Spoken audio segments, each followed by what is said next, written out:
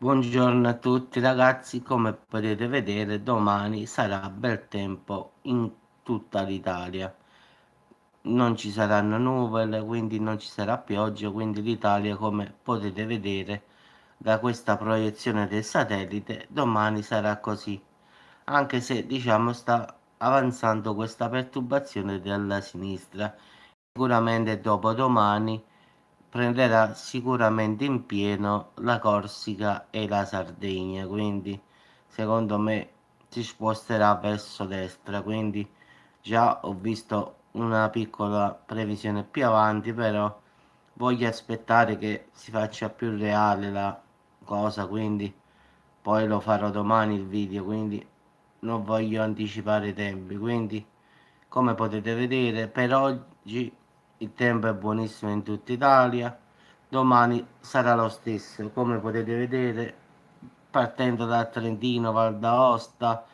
a scendere fino alla Sicilia, ragazzi, proprio nulla. In questo qua non si vede la Sicilia, però ve la faccio vedere io adesso, eccola qui. Come potete vedere, pure sulla Sicilia non ci sta nulla, ragazzi, quindi sarà bel tempo davvero ovunque. Quindi domani diciamo che a meno che non ci sia qualche manipolamento climatico, non dovrebbe piovere da nessuna parte. Questa è una proiezione in tempo quasi reale, cioè a finale mancano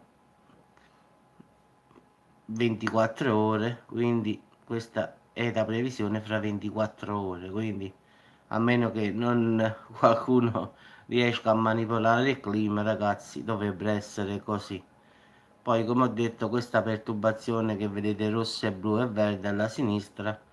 si sposterà verso l'Italia, quindi poi dobbiamo vedere, sicuramente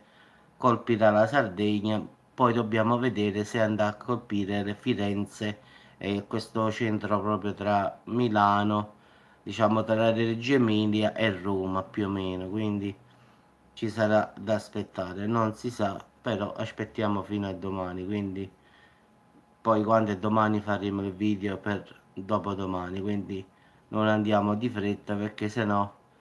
va a finire che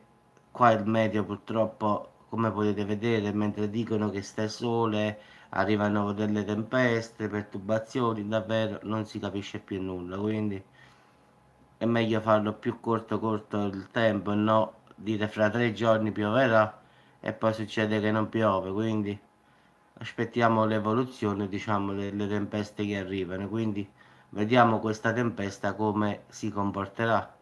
perché basta solo un semplice evento, uno spostamento d'aria, che invece di farla andare su Firenze e sulla Sardegna, potrebbe salire a Milano, tanto per fare un esempio, oppure salire verso Ginevra, verso Lione, quindi Zurigo, quindi basta un semplice spostamento di vento per cambiare tutto l'assetto, diciamo, meteorologico, quindi aspettiamo l'evoluzione, così sappiamo che va di qua oppure sale sopra, quindi io ho visto già un po' avanti e dovrebbe colpire la Sardegna, però non voglio anticipare gli eventi, quindi quando è domani vedremo dove starà, così dal satellite direttamente vede dove sta la perturbazione in tempo reale.